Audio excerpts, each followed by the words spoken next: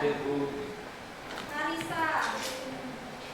Oke anak-anak, hari ini kita diperlukan kembali untuk melanjutkan pembelajaran kita tentang khutbah tabligh dan dakwah. Pada pertemuan sebelumnya, anak-anak sudah melaksanakan presentasi. Hari ini kita akan melaksanakan agenda selanjutnya, yaitu dengan tujuan pembelajaran anak-anak bisa mempraktikkan konsep ketentuan khutbah tabligh dan dakwah. Sebelum itu kita baca Asmaul Husna terlebih dahulu ya. Bismillahirrahmanirrahim.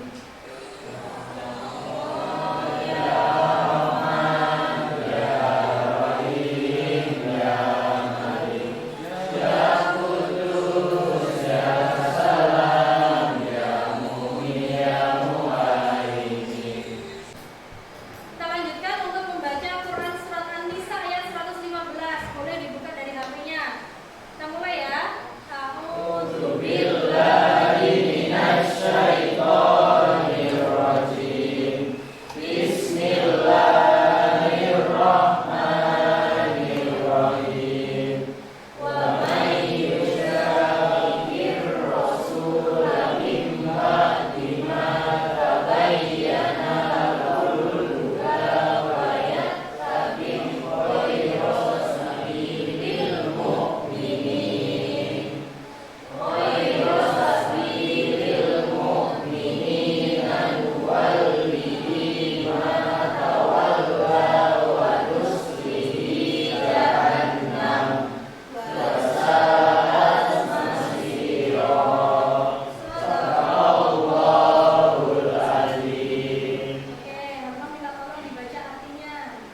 Siapa yang menentang Rasul Nabi Muhammad setelah jelas kebenarannya tadi dan mengikuti jalan yang bukan jalan orang-orang hukum, kami biarkan dalam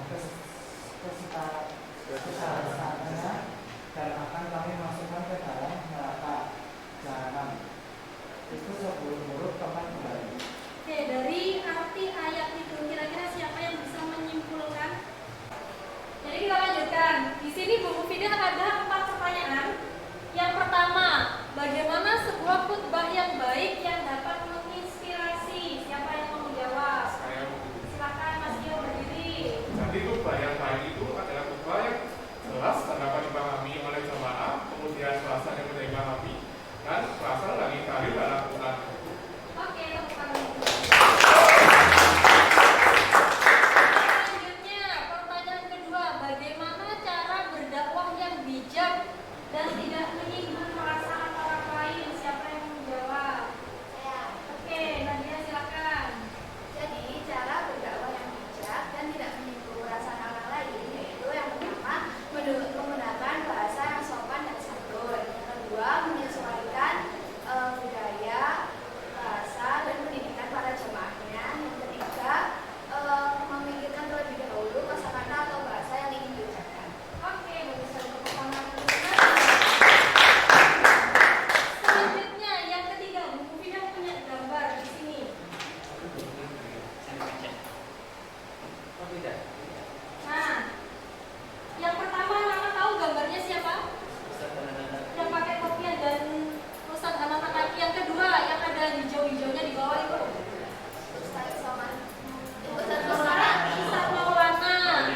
Yang ketiga, berkerudung hijau rosa. Ustadz Kopi. Kemudian yang ke ini yang pakai jaket coklat. Besikdam, bukan Mas Krisna ya. Besikdam. Kemudian yang itu, yang perempuan yang masih muda. Umi Laila, pernah tahu? Pernah. Kemudian yang terakhir adalah Dede.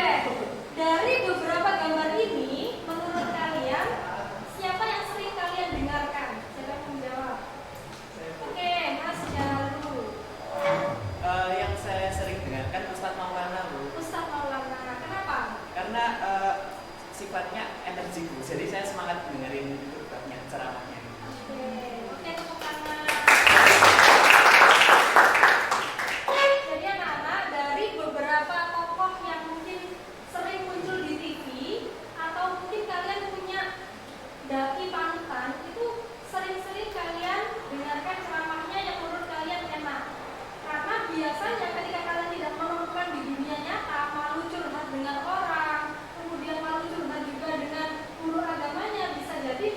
jawaban daki yang kalian lihat di YouTube itu bisa sedikit menenangkan. Ya. Oke, selanjutnya kita lanjut ke pertanyaan yang keempat yang tadi.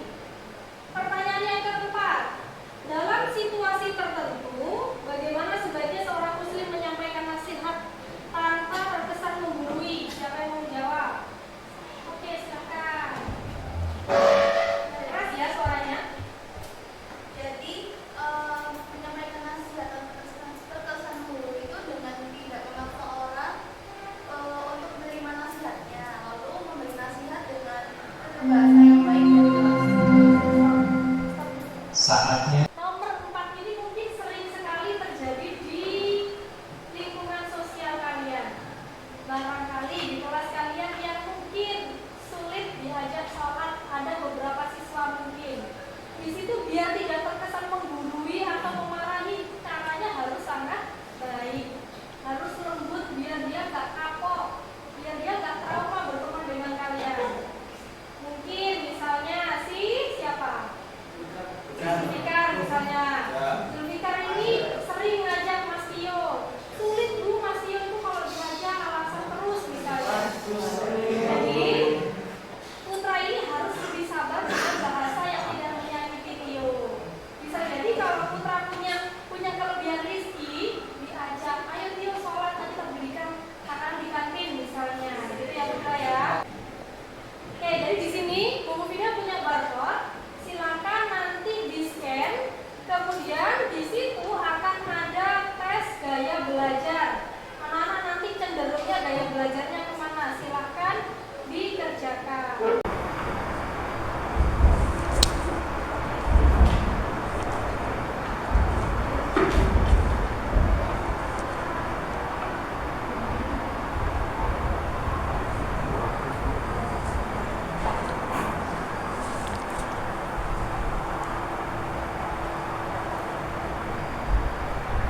Baik, jadi tadi kalian sudah melaksanakan asesmen awal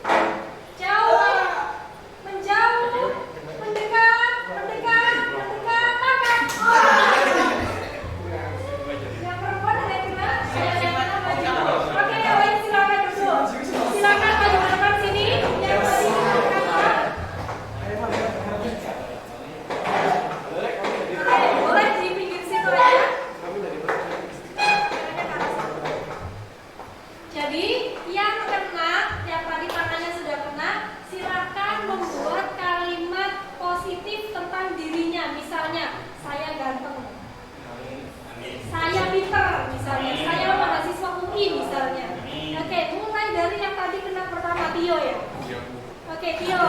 Kalimat pertama apa, Tio? Saya baik. Saya baik. Oke, amin. Terus saya pendiam. Saya pendiam. Pendiam itu positif apa? Enggak, positif. Pendiam saja. Saya jujur. Amin. Saya calon mahasiswa UB. Amin. Saya calon mahasiswa UB yang satunya. Saya masuk surga. Saya masuk surga. Amin. Oke, kita jadi anak-anak, setelah kemarin kita membahas syarat rukun khutbah, kemudian ketentuan tabligh, sekarang kita membahas ketentuan dakwah. Yang pertama, dakwah itu etikanya kita harus melakukannya dengan sikap lemah lembut. Jadi kalau kalian misalnya sifat asalnya itu temperamen, harus belajar latihan biar menyampaikan sesuatu dengan lemah lembut dan tidak menyakiti. Kemudian yang kedua, disampaikan dengan bahasa yang mudah diterima. Kalau audiens kalian adalah anak kuliah, berarti pakailah bahasa-bahasa akademis. Kalau audiens kalian ibu-ibu rumah tangga, kalian pakai bahasa-bahasa yang ringan, bahasa yang mudah diterima oleh ibu-ibu.